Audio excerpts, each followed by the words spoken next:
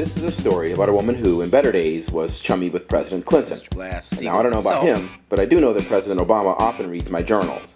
And I hope he reads this particular entry because it is about a law-abiding citizen who was ripped off by yet another behemoth bank and who now sits in prison as a direct and proximate result. Now, as a former assistant state attorney and closing or escrow attorney, I am quite frankly appalled at the Mary McCauley case. I have a lot of questions as to how she allegedly threatened someone with a gun at mediation, or as to how she allegedly impersonated a federal officer. Now keep in mind, in Washington State, I help homeowners in mediation hearings, so I'm familiar with the protocol. We've had some good victories there, so I'm familiar with the process. Anyway, she claims that the state's witnesses drew the gun out of her pocket in the first place, and I believe there are allegations that her email was hacked and purportedly violent messages were sent out from there. Now, I telephoned the prosecutor's office and the former prosecutor yesterday, but of course they have not returned my calls. This is Marty Lambert. Please leave a message with your phone number. I'll return the call as soon as I can. Record your message at the tone. When you are finished, hang up or hold for more audio. Good afternoon, Attorney Lambert. This is Christopher King with Mortgage Movies Journal.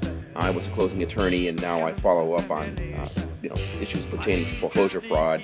And I've been following the Mary McCauley case, and I'm just wondering if you believe that substantial justice was accomplished in this case, given the horrors that she went through at the hands of U.S. Bank and what they did to her.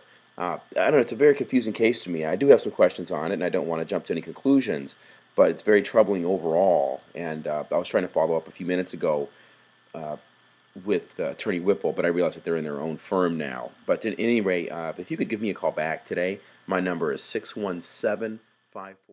But more specifically, I am appalled at the audacity of U.S. Bank, ab initio, to change her deed using multiple signings such that the 30-year residential mortgage she thought she signed had turned into a completely different animal. An 18-year commercial mortgage with terms so heinous that she was forced to short sale her condo. Now, a Gallatin County jury awarded her $1 million in actual damages and a whopping $5 million in punitives, which the court refused on remittitor. Okay, so in other words, the court refused to lower that amount after the defendants asked them to. Now, it's clear to me what's going on here. If you are in a position to get a good win against a dirty banking institution, they will drive you crazy and come after you with anything they've got. Now, here in Seattle, they like to sick the cops on us. America, we're going to protest you today because you will not take Jane's money. You will not negotiate with Jane Mayer. Was that in your way? Jane Mayer wants to pay to stay at her home. I was a law enforcement attorney, man. I'm an independent journalist. I mean, I'm not here to cause any trouble. I'm just here to document what's going on. Officer, please don't run up on me like that again, and most definitely do not shoot me or anybody else 16 times like that poor kid last summer. And then I tell him, wait a minute, I was one of you guys. Stop the nonsense. You know, because as this website notes, the banks have systemically ruined our country and world economies. And they, not people like Miss McCauley, are the menace to society. Now, the court said that she is a threat to society, the same way that Bank of America told me that I was the reason for the 911 call to police because I was shooting a protest with my camera. Now, I see a pattern here, folks, and so will millions of Americans when we're finished with this. That's all. I'm sorry, was there something humorous going on this evening? Because I didn't see it. Anyway, listen, you self-aggrandizing bank manager, don't ever touch me again. Ladies and gentlemen, watch this. We shall not be moved. I love it. Oh, look at, they're trying to rip it out of their hands. Wow, oh, look at, they're trying to rip that out of their hands. Did they do? Please, and I've called 911. Okay, what's the emergency? Sorry, sir. Why are you blocking the exit, ma'am? You need to leave. This is private property. I don't, no, I'm just a journalist. I'm here to cover an event. I'm not understanding why you're touching me. Okay. Sir, I'm asking you to leave. Why is that, ma'am? I'm just a journalist here to cover an event, all right? I didn't bother you whatsoever. I didn't touch you, and you're touching me. We shall not be moved. We shall not be moved. We're going to hit up the Bank of America with a demand delivery on 4th.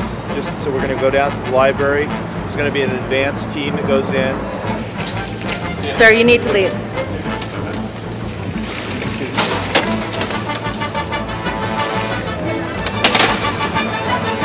Leave from the building, please. Okay. And I've called 911.